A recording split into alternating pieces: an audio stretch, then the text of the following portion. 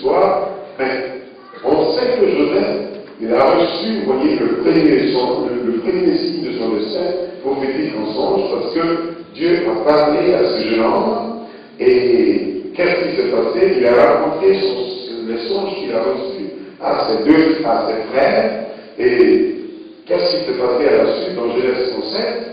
Ce dernier, le grand âge, a dit son père, mais ils ont gardé ce souvenir de ce qu'il a relaté à ses parents.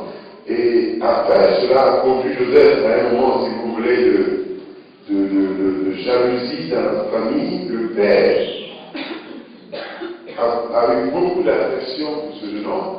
Moi, je me suis dit peut-être que c'est facile à lui dans ses vieux jours. Mais ce qui était intéressant dans la vie de Joseph, c'est qu'il a eu une influence pieuse. Ça, c'est un. Et deux, il a été honnête dans les affaires.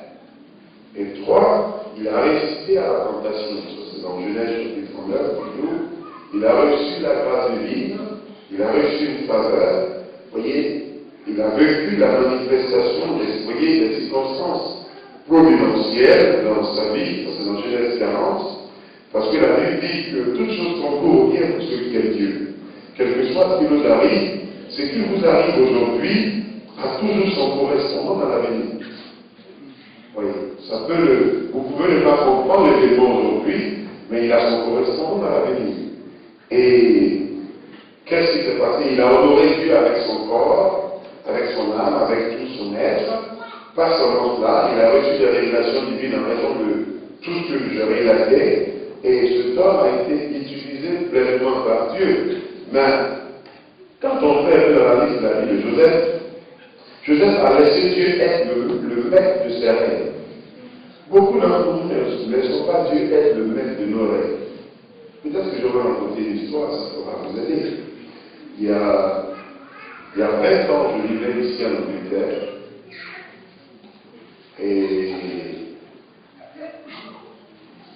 j'étais arrivé parce que j'avais voulu acheter un bien. Je devais retourner un peu, moi j'avais voulu acheter un bien, donc j'avais mis des amis, etc. Je suis arrivé. Et puis, je commençais à faire beaucoup le ministère, surtout le ministère de guérison. Et on est parti chez une dame dans un des quartiers de Londres. Elle avait reçu quelqu'un chez elle à la maison qui était fort. Il avait un problème de santé, une folie qui a duré beaucoup d'années. Et puis j'étais dans un magasin de vente de vêtements. Je suis rentré et puis m'ont présenté la dame qui était malade mentalement. Et puis j'ai attrapé sa tête. J'ai prié pour elle. Je crois que c'était une folie qui durait depuis 7 ans ou 9 ans, je ne me rappelle plus. Et j'ai attrapé sa tête. Et puis dans le magasin, elle a été guérie immédiatement. Et la femme était très très très riche. Elle vivait dans un château. Elle m'a dit, pasteur, tout ce que tu lui demanderas, je vais te le donner. Et j'avais comme argent de poche, je crois entre 200 ou 800 francs il y a 20 ans, comme argent de poche. J'avais un chauffeur avec une plaque diplomatique, ici en Angleterre, et puis tout ce que je demandais. Je pouvais loger des invités chez elle. Elle avait une très grande maison, avec une très grande cour derrière. Et puis, tout ce que je voulais, si je voulais de l'argent, si je voulais, elle me donnait. Elle m'a dit, pasteur, tu peux recevoir des invités. Elle était avec des soins. Et puis un soir, Dieu me dit de retourner sur l'Afrique, qu'il n'y a pas besoin de moi ici. J'avais de l'argent, j'avais imaginé que j'ai 800 000 sterling par semaine, je ne travaillais pas. Ça, c'était juste un argent de poche. Sans compter d'autres choses, vous voyez, il y a 20 ans. Et donc, qu'est-ce qui s'est passé? À la suite de cela, j'ai dit à des amis que Dieu m'a vu. Quand je suis juste arrivé, il est maintenant décédé, c'est un ami irlandais, il est allé à la banque Barclays et il s'est porté garant pour moi, pour qu'on me donne une carte de crédit. Et puis, vous voyez, quand on parlait de carte de crédit il y a 20 ans, on vous mettait autant d'argent, ils m'ont donné une carte d'eau. une carte en or, et avec autant d'argent. Et puis, les gens m'ont dit, mais pasteur, toi, tu viens d'arriver et tu as autant d'opportunités comme ça. En moins de 2-3 mois, regarde ce que tu as. Je peux prier plus de 8000 personnes en moins de 6 mois. Et donc, un soir, Dieu m'a dit de rentrer. Rentre sur la prière. Allez, tout ce que tu as. Et puis, je n'ai même oublié, elle m'a même donné une maison. Une maison, le loyer de la maison, j'avais au moins 300 000 francs. Comme loyer de la maison. 300 000 francs que je pouvais recevoir. Elle m'a dit, tu peux faire ce que tu veux avec. Et puis un jour, le Seigneur lui dit, tout ce que tu as sous la main, laisse tout et tu rentres. Je suis allé dire à des amis pasteurs, ils m'ont dit, ça c'est bien le diable.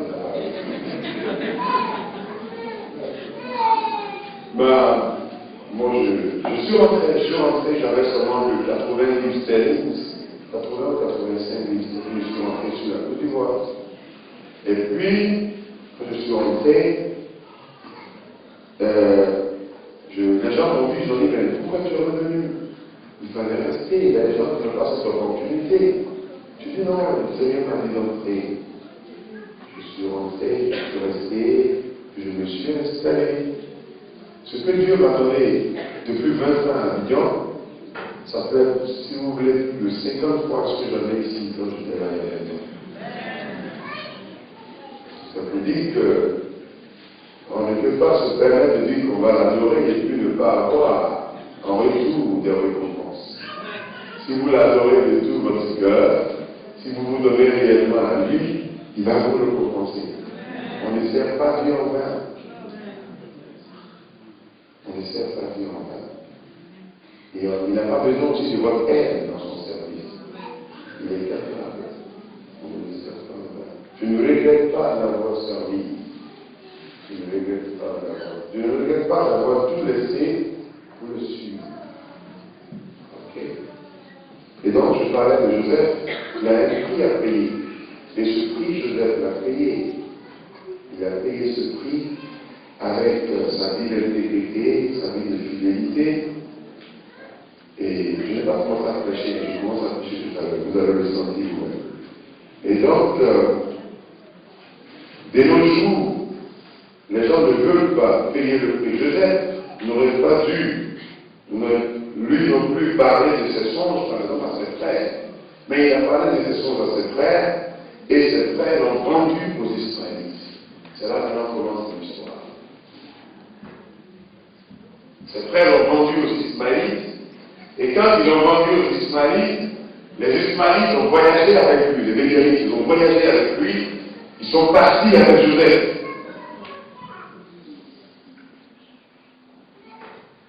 Quand ils sont partis avec Joseph, qu'est-ce qui s'est passé? Ils ont représenté Joseph sur un marché d'esclaves. Si vous voulez lire l'histoire, vous pouvez lire tout cela, tout ce que je vous dis, à partir de Genèse 37, 38, 39, 40, 41, ok? Vous pouvez lire l'histoire de Joseph. Je ne vais pas le lire parce qu'il est très long.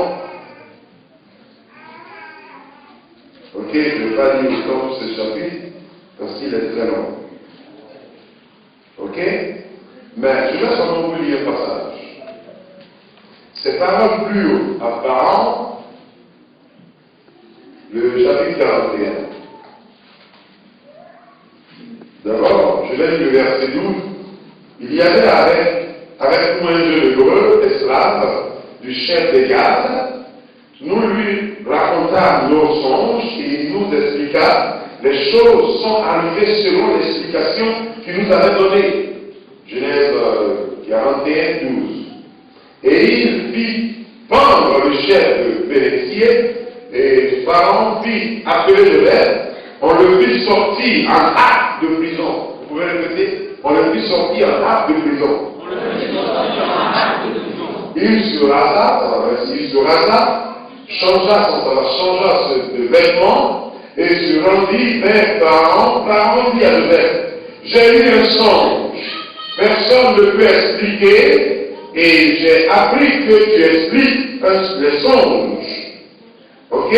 Et après l'avoir entendu, Joseph répondit Pharaon en disant, ce n'est pas moi, mais c'est Dieu qui donnera une favorables à Pharaon. Et puis le verset 37, ces paroles plurent à Pharaon et à tous ses serviteurs. Et Pharaon dit à ses serviteurs, trouverons-nous un homme comme celui-ci ayant en lui l'Esprit de Dieu? Et Pharaon dit à Joseph, parce que Dieu t'a fait connaître toutes ces choses, il n'y a personne qui soit aussi intelligent et sage que toi. Et je t'établis sur ma maison, et tout mon peuple obéira à tes ordres. Le trône seul m'élèvera au-dessus de toi. Pharaon dit à Joseph, je te donne le commandement de tout le pays d'Égypte. Pharaon ôta son anneau de la main et le mit à la main de Joseph. Et il le revêtit d'habits de fin lin. Ok? Et lui mit un collier d'or au cou et le fit monter sur le char qui suivait le sien. Et l'homme criait devant lui à genoux. C'est ainsi que le Pharaon lui donna le commandement de tout le pays d'Égypte. Il dit encore à Joseph, je suis Pharaon. Et il a dit, sans toi, personne ne lèvera la main ni le pied dans tout le pays d'Égypte. Pharaon appela Joseph du nom de Shana Péanéa et lui donna une femme, Ashna, fils de Potiphera, près d'or. Et Joseph partit pour visiter le pays d'Égypte.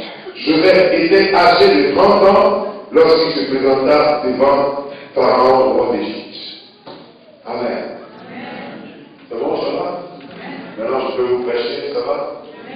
Parce que j'ai fini mon introduction. Ça va? Maintenant, je veux que vous essayiez de vous déplacer pas. Je peux aller ma veste? Parce qu'il y a des lieux où on n'avait pas. Un jour, le roi a fait un songe. Et il a fait appel à Joseph. Mais avant de faire appel à Joseph, qu'est-ce qui s'est passé? Joseph a été vendu aux Ismaélites, les voyageurs, les léganistes qui passaient. Et sur la place du marché, les gens achetaient Joseph. Et ces mêmes mécanismes sont allés sur une autre place du marché. Ils ont présenté Joseph comme un esclave. Et il a été acheté par Potiphera, qui est un des ouvriers des gardes du Pharaon. La question que j'aimerais vous poser ce soir, si ceux qui ont vendu Joseph, s'ils avaient su qu'il allait être gouverneur, est-ce qu'ils l'auraient vendu? Non. Si ceux qui l'ont abandonné, qui ne veulent pas de toi, qui ne veulent pas, qui le sous-estiment, qui ne le respectent pas, s'ils savent ce que Dieu a préparé pour toi, ils n'auraient pas fait ce qu'ils ont fait. Parce que ceux qui l'ont vendu, ils ne savaient pas qu'il allait être gouverneur. Même le Pharaon qui l'a acheté ne savait pas qu'il allait être gouverneur. C'est pour dire qu'il y a un jour que l'homme, l'être humain créé par Dieu ne connaît pas concernant son destin, que Dieu va manifester bientôt. Je suis venu te le dire au nom de Jésus-Christ. Dis Amen. Dis Amen. Il dit les peurs peuvent durer jusqu'au soir. Mais le son dans lesquels on s'annoncer très bientôt. Quelquefois ce que tu aurais traversé, quelquefois ce que tu aurais subi, un jour la vie va faire. Un jour où l'homme n'a pas de contrôle, un jour la situation peut être désagréable le matin, mais avant le soir, ce jour peut s'annoncer. Regardez, ils ont pris Joseph. Joseph est parti en prison. Il est parti en prison sur quelque chose qu'il n'a pas fait. Ils ont prisonné Joseph. Il est resté pour plusieurs années en prison. Et un des ouvriers, dont Joseph a expliqué le songe, les chansons du roi, il y a le vérité des chansons, il y a un qui s'est rappelé pour dire, oh oui, on a rencontré un jeu. Regarde, si les choses ne sont pas encore manifestes pour toi, c'est parce qu'il n'est pas encore temps. Parce que si l'homme vient sur l'ancien, s'il terre, s'il terre va se glorifier, Dieu prépare la terre. C'est un moteur en scène. Et puisque Dieu est le moteur en scène, il va laisser la situation être ballottée. Les champions ne pas comprendre. Les enfants de sous-estimer, ça peut durer, ça dure 13 ans pour Joseph, ça peut ne pas avoir de sens, ça peut ne rien ressembler, mais un jour,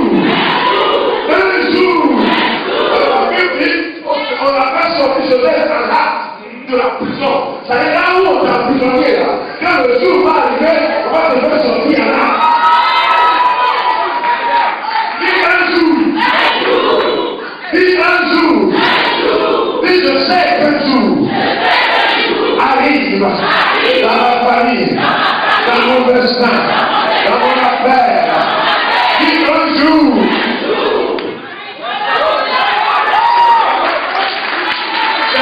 Je ne savais pas que ça allait réussir, je ne savais pas. Un soir, quelqu'un a dit à ma mère, mais j'avais 12 ans, il me regarde ce petit, il n'a pas d'espoir pour lui. Tu as fait un enfant, tu n'as pas vraiment d'avenir. Et puis, un jour, vous savez, j'ai un range où je lève le bœuf. J'ai des bœufs, j'ai des animaux, je ne lève pas, je les utilise. Bon, quand il y a les cérémonies de l'ordre, c'est pas pour moi. Donc, je lève les bœufs depuis au moins 15 ans, 12 ans, je n'ai pas du âge. Et donc, quand j'ai des gens qui souvent dans la famille, quand il y a des problèmes de cérémonie, je les donne. Et donc, le monsieur, il a dit non, c'est carré, il n'y a pas d'espoir pour lui, il avait 12 ans. Depuis un jour, je passais, j'avais ma voiture, le climatiseur était trop fort. Et puis, il faisait chaud dehors. Et puis, je l'ai vu passer. Et puis, je me suis parqué. Je lui ai dit, est-ce que je peux t'aider? Il dit non, il ne veut pas.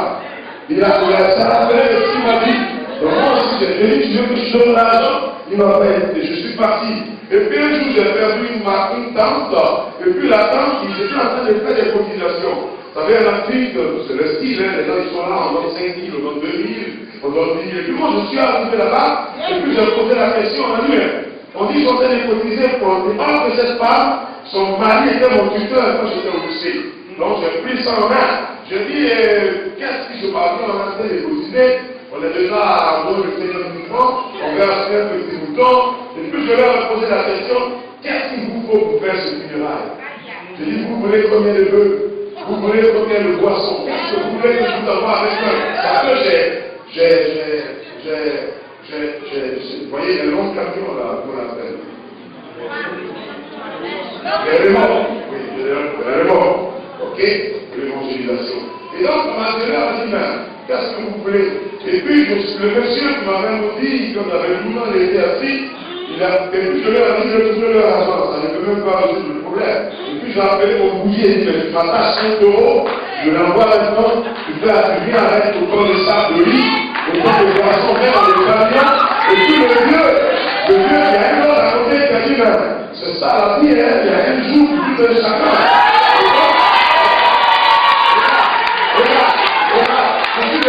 Et puis, au final, je leur ai dit tout ce qu'ils feront, même si ça ne suffit pas, ils viennent de le voir.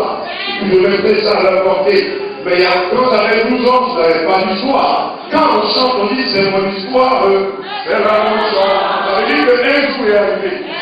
Et quand le jour arrive, c'est un gros jour, ça efface tout le mal que ça fait, ça efface toute la vie à côté. Regarde, tu as pleuré, tu as gémi, les gens t'ont tout exprimé. Mais un jour, on va effacer ça.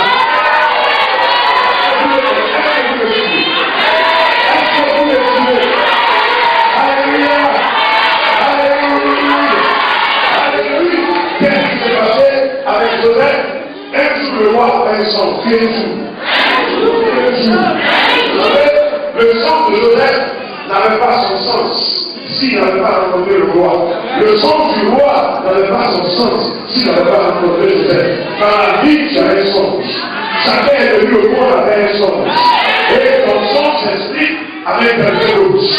Et quelqu'un d'autre peut être le roi, ou bien le Joseph. Ou c'est le roi, ou c'est le Joseph. Et dans la vie, tu dois rencontrer un roi ou un Joseph. C'est inévitable. Alléluia. Vous savez, le songe de Boaz, c'est expliqué par Ruth. Le songe de Ruth, c'est expliqué par Boaz. Le songe de Néhémie, c'est expliqué par le roi. Le songe du roi, c'est expliqué par Élie. Le songe de Bartimée l'aveugle, c'est expliqué par Jésus. Le songe de Jésus, c'est un qui manifeste dans la vie de Bartimée. Voici la vie, voici la norme de Dieu arrivé.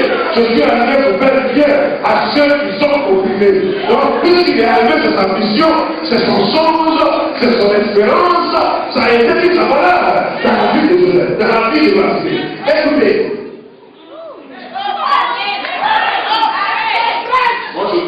si la parole vous intéresse, vous pouvez vous déplacer, mettre une sémence et dire Seigneur, ça m'intéresse.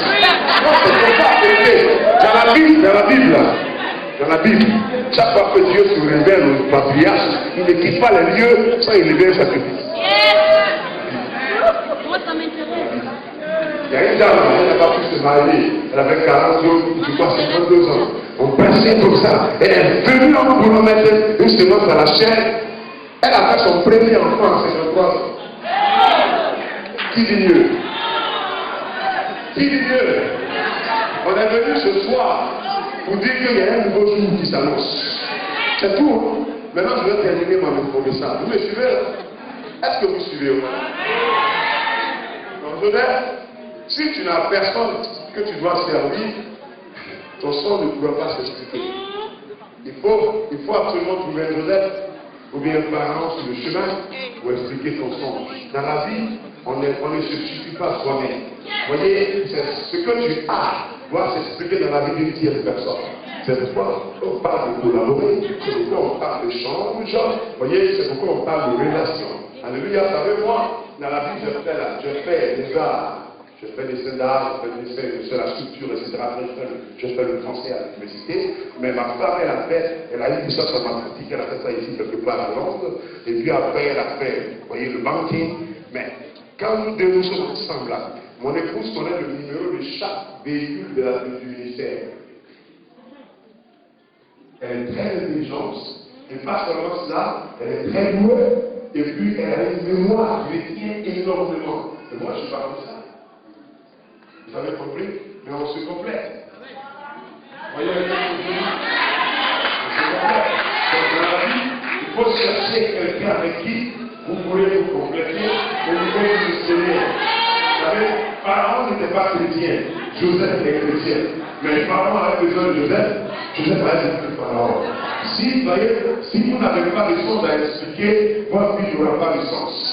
Vous ne pouvez pas aller de lieu en lieu, de ministère en ministère, sans expliquer un songe. La vie est faite de songes et d'explications. Voyez, ceux qui ont besoin de vous peuvent plus élever que vous. Alléluia, alléluia. Mais quand le temps de la vie dit, on se rattaque. C'est-à-dire, on a fait avec autant de poids. On était pressé pour que Joseph sorte. Mais on n'était pas pressé pour le mettre en prison. C'est-à-dire, le jour nouveau s'avance avec un nouveau départ. Regardez. Supposons que je vais terminer mon histoire.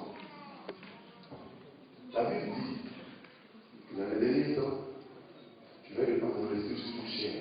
Et puis la Bible dit, dans les derniers temps, dans le livre de Joël chapitre 2, vous allez vivre 2 saisons en même temps. Joël chapitre 2, en une seule jour. 2 saisons. Il vient un jour comme 1000 ans, il vient comme un jour. N'est-ce pas? Supposons que, je ne sais pas si vous avez suivi l'histoire que j'ai lue. Vous n'avez pas suivi. Vous n'avez pas suivi. Supposons que l'histoire qu'on a suivie, c'est le même jour que Joseph a expliqué le songe. Le même jour que le pharaon l'avait sorti. C'est le même jour que le pharaon l'a fait appel. C'est le même jour que le pharaon l'a établi. Maintenant, vous savez, supposons qu'il y a 8 heures moins le quart, Joseph est sorti de la prison. Et quand il est sorti de la prison, non, à 7 heures moins le quart, parce que le roi a fait le son, il était tôt. À 7 heures moins le quart, on a libéré Joseph. Comme la prison était dans le palais du roi, on a envoyé Joseph dans une salle. On a arraché parce qu'il n'avait pas de parole de justice. Vous vous rappelez? On a coiffé parce qu'il n'avait pas d'argent pour se coiffer. Il était comme un serviteur. N'est-ce pas? Avant qu'on finisse tout ça, il était à 8h30. À 8h30, on lui a donné un déjeuner continental. Parce que c'est dans le palais du roi. C'est le plus dans la prison. C'est le roi qui veut maintenant le rencontrer. Le roi a besoin de lui. Le roi est perturbé, il a fait un songe. Et à 8h45, on change ses vêtements. Il est rentré, il a quitté la prison avec un vêtement. Les vêtements des prisonniers. On change ses vêtements. Et à 9h, il est assis dans la salle de réception, il reçoit, le roi le reçoit. À 9h30, le roi entre dans la salle. À 10h45, le roi finit de parler. À 11h, Joseph prend la parole. À midi, Joseph finit la parole. À midi 30, on change le vêtement de Joseph. Le premier vêtement a été changé, prison. Premier vêtement de la réception, on change le vêtement de Joseph. À midi 45, on lui porte un vêtement en laine. Parce que c'est dit dans la Bible, n'est-ce pas? N'est-ce pas? À 13h30, on lui met l'anneau, premier anneau. À 13h45, on change son nom. À 14h, attendez, à 14h, on lui donne une femme.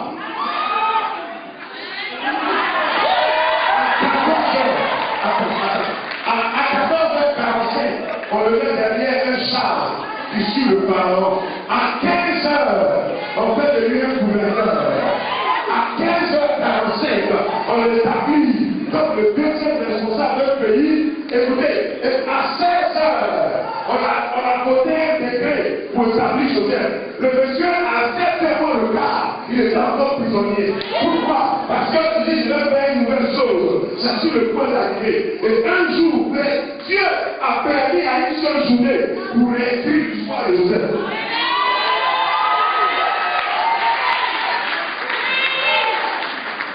À 17h, il était allé pour sa nuit de noces.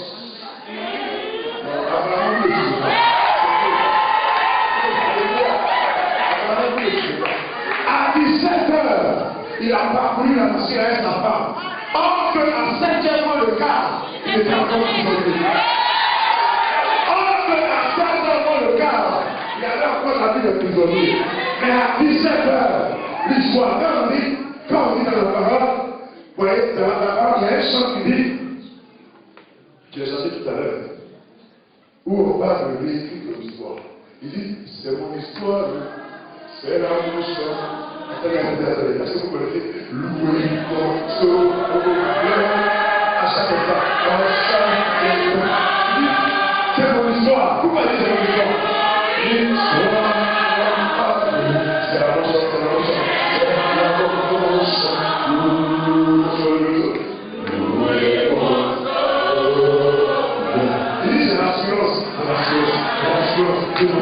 J'ai l'assurance. Pourquoi j'ai l'assurance? Parce qu'il a fait.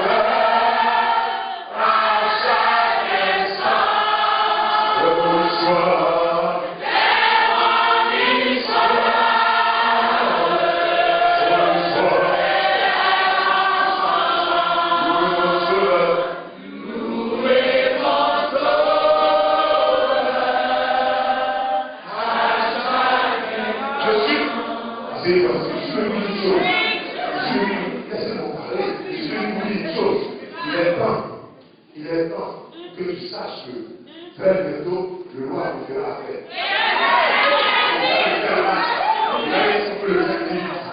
On a besoin de lui. Est-ce qu'on veut le voir avec nous? Alléluia. Pourquoi? Parce qu'un jour nouveau s'annonce. Pourquoi? Parce qu'il y a un nouveau départ. Pourquoi? Parce qu'on veut réécrire ton histoire. Pourquoi? Parce qu'il y a l'assurance qui veut continuer en toi. Les plans ont duré pour t'en aller, tu as t'enchaîner avec la déception, mais il y a un jour ça va prendre fin. Je suis venu t'annoncer que ce jour-là est quoi? Le jour-là est quoi? N'arrive pas. Elle a eu 5 enfants, avec 5 messieurs différents. Chaque fois, le même monsieur, on a mis blanc de femme. Elle a toujours été blaguée à plusieurs reprises. Et puis elle ne fait 5 enfants. Et puis un jour, elle était déçue, elle ne savait plus quoi faire de sa vie. Elle est partie vers les États-Unis. Et puis, elle est restée dans un état pour plusieurs années, elle n'avait pas reçu. Vous savez qu'est-ce qui s'est passé? Je vais terminer. Vous savez qu'est-ce qui s'est passé? Et puis, elle sortait un jour du métro, et puis elle s'est invitée avec un monsieur, elle ne savait pas que c'était un multimillionnaire. Ce monsieur, quand il a les heures libres, il vient souvent se promener là où il y a les pauvres. Il se promène dans des heures libres, il se met en pilote, c'est pas que c'était un multimilliardaire. Il cherche là où investir ses ressources dans la vie des enfants. Il cherchait à adopter 5 enfants. Il voulait investir. Et il n'a pas de noire. Une femme noire. Elle a juste aidé le monsieur, il n'a pas pu tomber. Et puis sur le champ, ils ont échangé des contacts. C'est parti sur le champ. Vous savez, 6 semaines après, le monsieur l'a demandé à mariage. Attendez. Et la femme dit, mais j'ai 5 enfants. Il dit, oui, j'étais à l'échelle de 5 enfants que je devais adopter. Vous savez, le monsieur est allé, il a mis ses enfants, avant même qu'il marie la dame, dans les meilleures universités américaines, où la scolarité n'était pas moins de 50 000 $ l'année. Est-ce que vous avez compris un peu? Et aujourd'hui, la femme, quand elle se regarde, elle dit, mais comment ça s'est passé? Comment j'ai fait pour arriver là? Pourquoi? Parce que c'est son histoire. Parce que c'est son sang. Parce que c'est un nouveau départ. Parce que c'est un nouveau jour. Alléluia. Alléluia. Alléluia. Tu as travaillé, même Dieu, quand tu travailles, arrivé un moment, tu as travaillé, on t'a martelé, on t'a découragé, on t'a abusé de toi, on a fait tout ce qui n'est pas à faire à un être humain. Quand il y a un temps, Dieu même dit, hey, il est temps pour le juger. Le juger de Dieu, c'est la libération sans condition. Regardez, ceux qui ont, quand Joseph, là, quand on a libéré Joseph, on n'a pas cherché à savoir d'où il venait, quelle était sa race, quelle était sa couleur, il était apparenté à qui, il venait de quelle origine. Quel était son casier judiciaire? Quand il est là, il est là.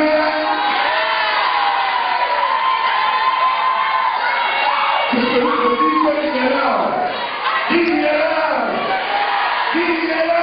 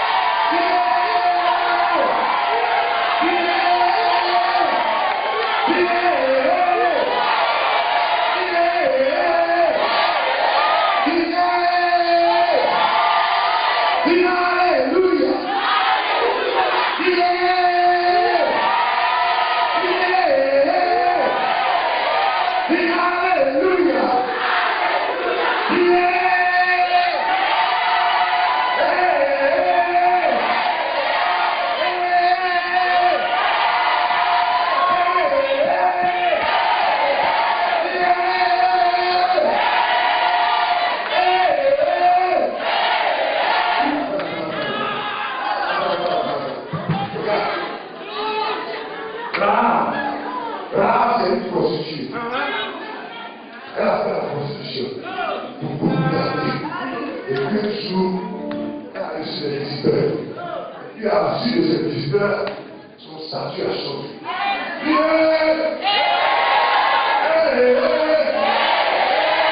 y a une femme dans la Bible, on l'appelle Ruth.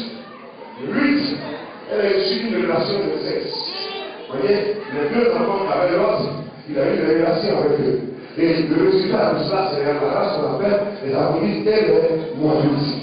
Mais un jour, dis un jour, dis un jour, dis un jour, dis un jour, l'heure va sonner. Il est l'heure. Est-ce qu'on peut faire asseoir les frères tous derrière? Je suis vous dit, il ne faut pas me distraire. Le principal fini, assez de gens qui sont parlés des parlementaires. Le principal fini. Donc je disais, russe, une moitié, une race abominable, une race dont les gens n'ont même pas. On ne peut pas nous apprendre quoi que ce soit Israël comme héritage. Et un jour, elle allait travailler pour une femme. Elle a servi cette femme. Elle a servi cette femme. Il n'y avait plus d'héritage qu'elle pouvait avoir dans le royaume. Il n'y avait plus d'espoir. Il n'y avait plus d'espérance. Et puis un jour, ils se sont rappelés d'un monsieur qui avait un champ, qui était le grand milliardaire d'Israël. Il s'appelait Boaz. Et elle est allée glaner dans son champ. Et aujourd'hui, dans le sang de Jésus se trouve le sang de Rahab et le sang de Ruth. Parce que quand on va dans la généalogie, vous voyez, on parle de Pérez, on parle de merde. Dans ce sang de la généalogie se trouve la race des gens de sexe la race d'une prostituée. C'est pour dire que Jésus tend la main à tout ce qui est classe ou sociale, à tout ce qui est stable dans la vie. Jésus ne prie pas ceux qui doivent changer leur histoire. La semaine passée à Abidjan, il y a une femme. Elle est dans le ministère avec moi depuis des années, mais cette femme-là, elle souffre. Elle est seule avec les enfants. Elle lutte, et puis on a continué à prier. Voilà, chaque fois elle vient, elle pleure. Je lui dis, je sais que Dieu va te surprendre cette année. Il va faire ce que tu ne lui as pas demandé. Et puis il y avait un examen qu'ils ont fait. Et puis la fille est venue, sa fille, je lui ai dit, tu vas voir, Dieu fera ce que tu n'as jamais imaginé dans ta vie. C'est ça un jour. Dis Amen. La fille allait faire l'examen, ils étaient 38 000 candidats. Et on voulait seulement que 200. Quand ils ont fait le premier test, elle était la 30e. Ils ont fait 3 tests. Quand ils ont fait le deuxième test, elle était la 10e. Quand ils ont fait le troisième test,